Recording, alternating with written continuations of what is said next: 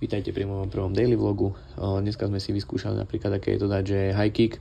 Áno, odo mňa namiesto spánku by som ti trafil hrtan, takže si dávaj na mňa pozor po meste. Tu môj bratranec si povedal, že by strašne chcel nejakú hráčku, tak som dal nejaké euríčko, nech skúsi poraziť tento automat. Samozrejme môžete si tipnúť, že kto vyhral. Áno, môj bratranec to nebol. Tu som vyskúšal, že aké sú moje skills v basketbale, nie ani Košické Čajky by ma nezobrali do týmu. Tu som si chcel vyskúšať, že aké je to byť veteránom. Ani tam by som neúspel, ale samozrejme zase čo je lepšie ako zajesto, tak sme si dali poriadny mekáč.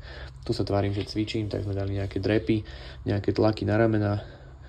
Áno, tu som dával strašný výraz, tu ešte lepší, takže by som povedal, že je technika 10 z 10. Neviem predkopávať s jednou alebo s dvomi nohami. Tu som sa tváril, že zakopám a že ma to strašne baví, ale dali sme radšej mesto, tam som sa v tom videl viac. Áno, tu už padlo pár šotov a nejaké to pivko, ale však proti gustu žiaden disputát a my zistili, že rozlievame viac, ako by sme mali, tak sme to ukončili a čo lepšie ukončiť to ako online kasinom, kde prejebať aj posledné peniaze. A týmto sa lúčime s vašim videom.